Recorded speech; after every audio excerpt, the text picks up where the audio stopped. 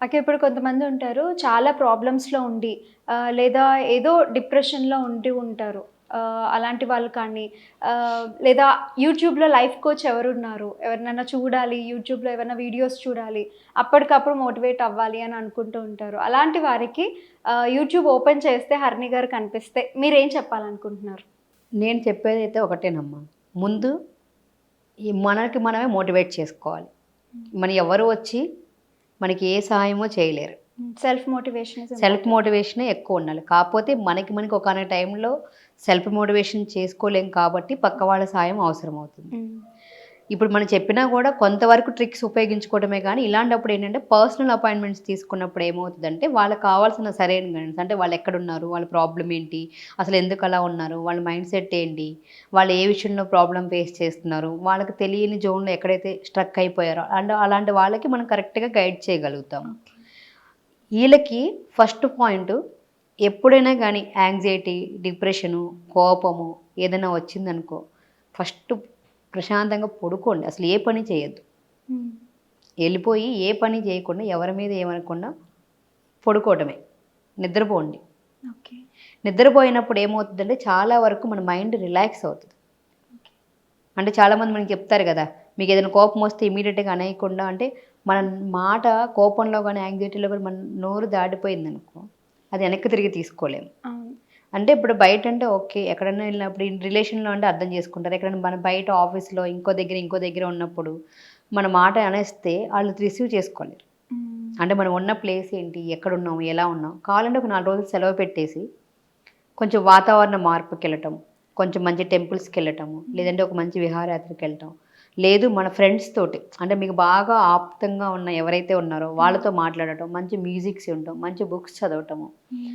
అలాంటివి చేసుకోవడం వల్ల ఏమవుతుందంటే మీకు కొద్దిగా రిలాక్స్ జరుగుతది. ఓకే. కొంచెం ఎన్వైర్‌మెంట్ మార్చుకుంటే బెటర్ అవును. అవుతుందంటారు. హ్మ్. కొద్దిగా ఎందుకు అంటే ఎన్వైర్న్‌మెంట్ అంటే అసలు ఆ యాంగ్జైటీ ఎందుకొస్తుంది? ఆ డిప్రెషన్ ఎందుకెళ్ళాము? అంటే ఇప్పుడు ఒక్కొక్క సర్టెన్ ఏజ్ వాళ్ళకి ఒక్కొక్క రకంగా ఉంటుంది. హ్మ్. ఇప్పుడు చిన్న పిల్లలు ఉన్నారంటే ఎందుకు యాంగ్జైటీ అవుతుంది? అంటే మనం పర్టిక్యులర్ ఏజ్ వాళ్ళకి మనం మాట్లాడుకున్నప్పుడు చెప్పొచ్చు. హ్మ్. లేదు ఒక టీనేజ్ వాళ్ళు ఉన్నారంటే వాళ్ళకి కొన్ని ప్రాబ్లమ్స్ వల్ల అయ్యుండొచ్చు. వాళ్ళ హార్మోన్స్ ప్రాబ్లమ్ అవ్వచ్చు. లేదంటే వాళ్ళకున్న సమస్యల వల్ల అవ్వచ్చు. హ్మ్. లేదు ఒక మ్యారేజ్ అయిన వాళ్ళు ఉన్నారు అంటే ఆళ్ళు ఏ ప్రాబ్లమ్ గురించి ఫేస్ చేస్తున్నారనేది ఫస్ట్ పాయింట్ మనకు తెలియాలి. ఓకే. అది తెలిస్తే వాళ్ళకి చెప్పగలుగుతాం. ఎవరు ఏ ప్రాబ్లమ్‌లో ఏం చేసినా కూడా అసలు వాళ్ళు ఎందుకు అలా అవుతుంది? అంటే ఎవరైనా ప్రేమ చూపించకపోయినా, కొంతమందికి మనం అనుకున్న పనులు ఏమీ నెరవేరలేకపోయినా, హ్మ్. అంటే అన్నీ నాకే ఎందుకిలా జరుగుతున్నాయి? ఏదన్నా ఒకళ్ళకి ప ఒక ప్రాబ్లమ్ మీద ఒక ప్రాబ్లమ్, ఒక ప్రాబ్లమ్ మీద ఒక ప్రాబ్లమ్ కంటిన్యూ సమస్యలే వస్తున్నా కూడా, అరే! నా బతుకే ఇలా ఎందుకయిపోయింది? నేనే ఎందుకిలా ఉన్నాను? నాకే ఎందుకిలా వస్తున్నాయి? అవును. దేవుడు అని ఎందుకు నాకు ఏదో ఒక దారి చూపించట్లేదు. ఆ! ఏదో ఏదో ఇంక బాధ ఏదో కోపంలో ఉంటారు. కోపమొచ్చేస్తది. అసలు ఏమి నమ్మబుద్ధి గాదు. ఏమి తినబుద్ధి గాదు. లేదా తింటే హ్మ్. చాలా విపరీతంగా తినేస్తా ఉంటాము. ఎంతసేపు ఒకరి మీద ఒక ఫ్రస్ట్రేషన్ ఎప్పుడెప్పుడు కొంతమందైతే సూసైడ్ థాట్స్ దాకా ఎళ్ళిపోతా ఉంటారు. అవును. అంటే ఇక్కడ సూసైడ్ థాట్‌కెళ్ళే వాళ్ళకి ఎవరికైనా నేను చాలా మందికి కూడా నేను నార్మల్‌గా ఫస్ట్ నుంచి కూడా స్పిరిచ్యువల్ మోడ్‌లో ఉన్నప్పుడు ఎంతోమంది సూసైడ్ చేసుకోవాలి అలాంటి థాట్ ఉన్న వాళ్ళు కూడా మాట్లాడి చాలా మందికి వాళ్ళకి రివీల్ చేయగలిగా. హ్మ్. ఎందుకంటే వాళ్ళు సూసైడ్ అని థాట్ వచ్చి చేసుకెళ్ళిపోయి చాలామంది ఏమనుకుంటారంటే నేను స్పిరిచ్యువల్ వేలోనే చెప్తానిక్కడ. సూసైడ్‌కెళ్ళి ఆ టైంలో అక్కడ చనిపోయినప్పుడు వాళ్ళేమనుకుంటారు, హమ్మయ్య! ఈ ప్రాబ్లమ్ అయిపోయింది అని అనుకుంటారు. ఇక్కడితో ఎండ్ అయిపోయింది. మనకి ఇంకేం లేదనుకుంటారు. బట్ ఈ బాడీ కంటే ఎండ్ అయిపోతది. కానీ సోల్‌కి హ్మ్. అంటే మనకేదైనా సరే ఎన్నో గత జన్మల కర్మలకు అనుగుణంగా ఈ మానవ జన్మ వచ్చింది. మనం చేసుకున్నదే మనకి ఫలితమొస్తది. మనం ఏదిస్తే మనకి రిపీట్ అవుతది అంటాం. ఒక దానివల్ల సమస్యొచ్చింది అంటే మనం ఏదిస్తే మనకిస్తే కొంతమందికి ఇమ్మీడియేట్‌గా రిఫ్లెక్ట్ అవ్వచ్చు. కొంతమందికి ఫాస్ట్ జన్మలో జరిగింది ఇక్కడ రిఫ్లెక్ట్ అవ్వచ్చు. అది హ్మ్.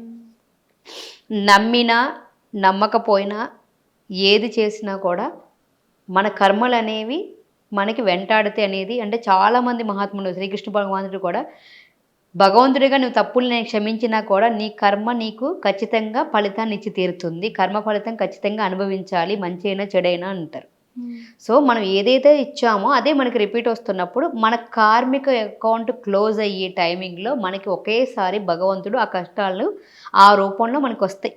ఓకే. ఏదో ఒక రూపంలో. ఆ టైంలో మనకు పేషెన్సీ, భగవన్నామ స్మరణ, మీ ఇష్ట దైవంతో గడపటము, చేయటము, ఆ పీరియడ్‌ని బాగా మీరు పాజిటివ్ వేలోకి తీసుకెళ్ళటానికి చేయటానికి ఉండాలి. ఆవేశపడిపోయి కోపంలో ఏదో చేయడంలో అనర్థాలకి ఇక్కడ అయిపోయిందంటే, ₹1,00,000 మనం క్రెడిట్ తీసుకున్నాం బ్యాంక్లో, ఆ ₹1,00,000కి ఇంట్రెస్ట్ కడుతున్నాం. మనం ఆ ₹1,00,000కి పే చేయాల్సిన పే చేయకుండా ఇంకొక 2,00,000 తీసుకుంటే అదనంగా వడ్డీ పే చేయాలా వద్దా? అంటే ఈ ₹1,00,000కి పే చేయాలి, ఆ 2,00,000కి కూడా పే చేయాలి. అంటే ఇప్పుడు మనకి బర్డెన్ పెరిగింది. అలాగే మనం ఈ జన్మలో మన కార్మిక అకౌంట్ క్లియర్ చేసుకుని అక్కడతో అయిపోవాల్సింది మనం అనుభవించకుండా మధ్యలో స్టాప్ చేసుకుంటే ఇప్పటి వరకు జరిగింది మొత్తం మళ్ళీ ఇప్పటి నుంచి అంటే వడ్డీ పెరిగిపోయింది కదా, చక్కెర వడ్డీ మళ్ళీ ఫస్ట్ నుంచి రిపీట్ అవుతుంది. అంటే ఆ థాట్ వచ్చిన వాళ్ళకి ఎవరికైనా సరే అలా వచ్చినప్పుడు, అరే బాబో ఇక్కడి నుంచి వెళ్ళినప్పుడు మన ఎల్కేజీ నుంచి ఏబిసిడి జరిగిన తర్వాత మొత్తం మనం సరిపోతే మళ్ళీ ఏబిసిడి నుంచి చదవాలి, ఎల్కేజీ నుంచి డిగ్రీ వరకు చదవాలంటే ఎంత కష్టమో, అలాగే జరిగిపోయిందని ఇప్పటివరకు ఇంత 20 ఏళ్ళలో 10 ఏళ్ళలో 50 ఏళ్ళలో 30 ఏళ్ళలో మీరు అనుభవించిన లైఫ్ని మళ్ళీ ఫస్ట్ నుంచి అనుభవించి మళ్ళీ అనుభవించాలంటే ఎంత కష్టం. కరెక్ట్ అవునా కాదు? అందుకని ఆ థాట్ మానుకొని ఓకే ఇది నా కార్మిక అకౌంట్ క్లియర్ అవుతుంది, నాకు గత జన్మలో చేసిన కర్మ అంతా కంప్లీట్ అయిపోతుంది, ఈ టైంలో నేను ఎలా దీని నుంచి బయటికి రావాలి, ఈ టైంలో నేను ఏం చేస్తే ముందుకెళ్తాను, అన్నిటికీ భగవంతుడే శరణ్యం అనుకున్నప్పుడు, అంటే కొంతమంది భగవంతుడిని నమ్మరు, అంతా నేనే శక్తి అంతా అనుకున్నప్పుడు మిమ్మల్ని మీరు నమ్ముకోండి.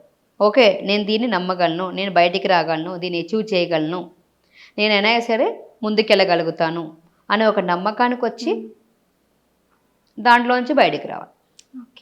అది రావాలంటే ఫస్ట్ అసలు రూట్ కాజ్ ఏంటో తెలుసుకోవాలి. మీరు ఎక్కడ ప్రాబ్లం మీకు తెలియలేనప్పుడు ఒక మంచి సలహా ఉన్న వాళ్ళని, మంచి సైకాలజిస్టులు కానీ ఎవరైనా కలిసినప్పుడు, మీకు ఎవరైనా లైఫ్ కోచ్ వాళ్ళు ఎవరైనా హెల్ప్ చేస్తే, స్పిరిచువల్ హీలర్ అలాంటి వాళ్ళ దగ్గరికి వెళ్ళి మీకున్న ప్రాబ్లమ్ని మీరు బయటకు రావడానికి సహాయం చేసుకోండి. దీంట్లో అప్పటికప్పుడు చేయాల్సిన సమస్య, మీకు ఏదైనా ప్రాబ్లం వస్తే ఇమీడియట్గా ఏదైనా టెంపుల్కి వెళ్ళటం. టెంపుల్ అంటే ఇక్కడికి మళ్ళీ కాంట్రవర్సీ తెచ్చుకుంటాను. ఇప్పుడు నేను ఇది అవుతుండే బాగా మనసు లేనప్పుడు అక్కడికి వెళ్ళాలంట. అట్లీస్ట్ ప్రశాంతత, అంటే కాసేపు రూట్ మారిస్తే ఎక్కడికి వెళ్ళలేము, దగ్గరలో ఉన్న అట్లా వెళ్ళొస్తే కొద్దిగా రిలాక్స్ అనే అవుతుంది కదా, ఆ థాట్ అనేది చేంజ్ అవుతూ ఉంటుంది కదా. మైండ్ బాగాలేనప్పుడు గుడికి వెళ్తే కొంచెం పాజిటివ్ వైబ్స్ అనేవి మనం ఫీల్ అవుతాం, 100% వస్తాయి. ఆ అక్కడికి వెళ్ళంగానే ఏమవుతుందంటే అక్కడ ఉన్న పాజిటివ్ వైబ్ వల్ల మన మైండ్ సెట్ చేంజ్ అవుతుంది.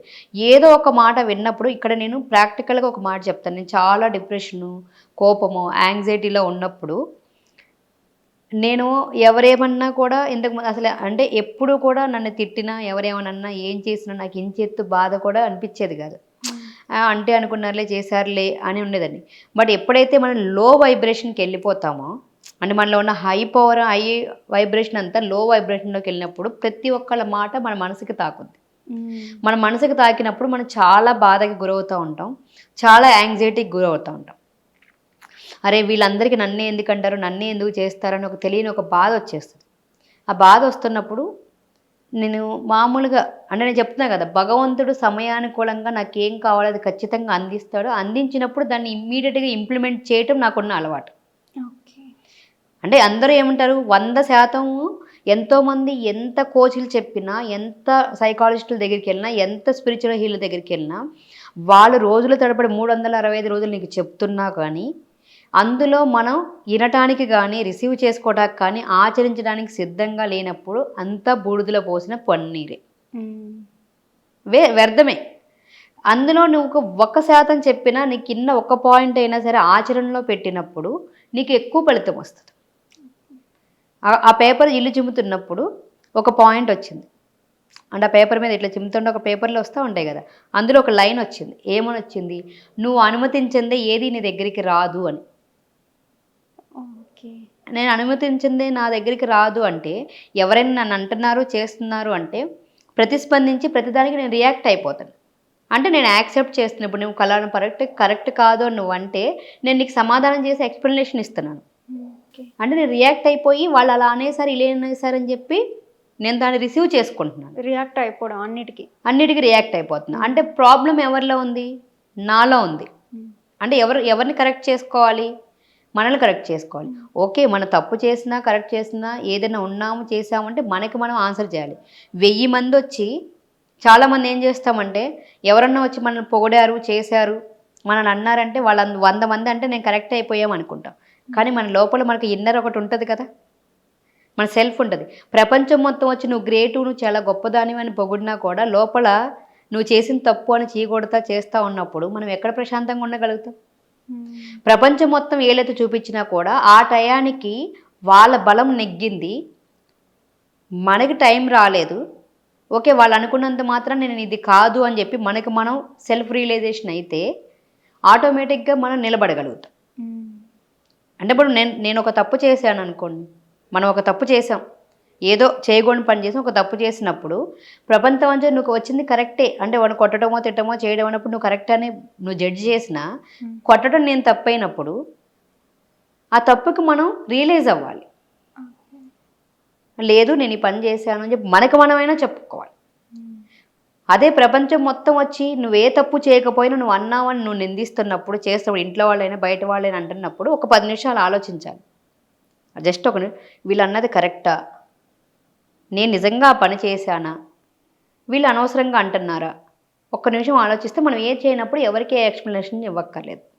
కాలమే మనకి సమాధానం ఇస్తుంది. నవ్వి వెళ్ళిపోవటమే.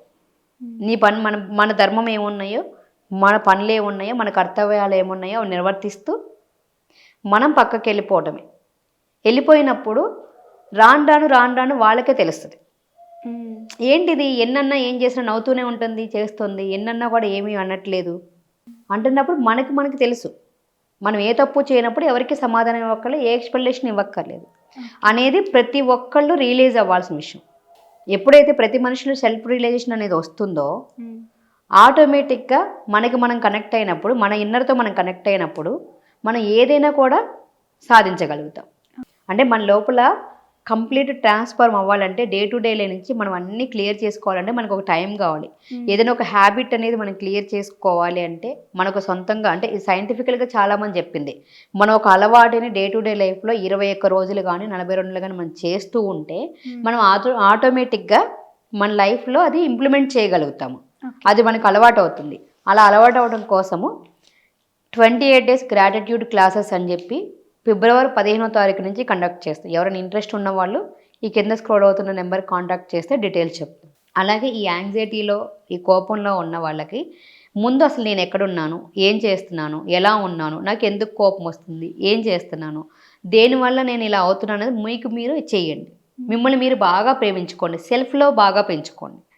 ఎప్పుడైతే మనం సెల్ఫ్ లవ్ లేదో, మనల్ని మనం ప్రేమించుకోలేమో, మనల్ని మనం గౌరవించుకోలేమో, మనల్ని మనం యాక్సెప్ట్ చేయలేమో, ఓకే మిస్టేక్ చేశారా, తప్పు జరిగిందా, ఏదైనా అయిందా, ఓకే జరిగిపోయింది, ఏక మీదట జరగకుండా చూసుకోండి. ఓకే, మీరు మంచి వాళ్ళైనా దుర్మార్గులైనా చేయకూడని తప్పు ఏం చేసినా అయిపోయిందని మనం మార్చలేం కదా. ఇక మీదట మీరు కరెక్ట్గా ఉండండి. మీరు ఏ తప్పు చేయకుండా మిమ్మల్ని అంటున్నా, మీకు అన్నీ వస్తున్నా కూడా మీకు ఎక్కడ లో అవుతున్నారు, మీలో ఉన్న హై పొటెన్షియల్ ఎలా పెంచుకోవాలి, మీ యొక్క బ్రెయిన్ స్టామినా ఎలా పెంచుకోవాలి, ఎవరేమన్నా కూడా ప్రతిస్పందించకుండా ఎలా ఉండాలి, నా యాంగ్జైటీకి కారణం ఏంటి, నా ఒత్తిడికి కారణం ఏంటి అనేది మీరు తెలుసుకొని మీలో ఉన్న బలహీనతలను జయించి ఎప్పుడైతే మీరు వాటిని బలాలుగా మార్చుకుంటారో ఆటోమేటిక్గా మీరున్న పొజిషన్ నుంచి మీరు బయటకు వస్తారు. మనకి ఎంతమంది హెల్ప్ చేసినా, ఎంతమంది ఉన్నా కూడా ఏమంటారు, గుర్రాన్ని చెరువు దాకా తీసుకెళ్ళగలం కానీ నీళ్లు తాగించలేవు అన్నట్టు అందరూ పైనుంచి హెల్ప్ చేస్తారు. కానీ మనకు మనం హెల్ప్ చేసుకోలేకపోతే, మనకు మనం సహాయం చేసుకోలేకపోతే ఏది కూడా పనిచేయదు.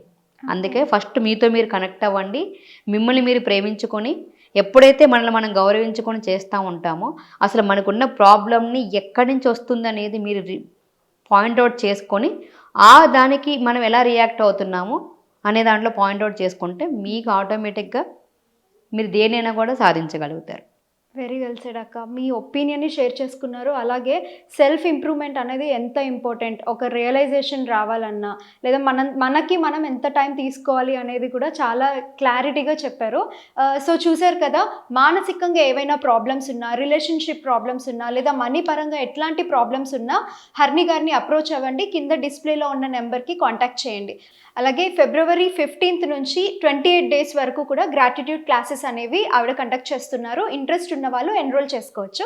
అలాగే ఫిబ్రవరి 15th నుంచి 28 days వరకు కూడా ఆవిడ గ్రాటిట్యూడ్ క్లాసెస్ కండక్ట్ చేస్తున్నారు. And the seats are very limited. Interest ఉన్న వాళ్ళు ఎన్రోల్ చేసుకోవచ్చు. Thank you.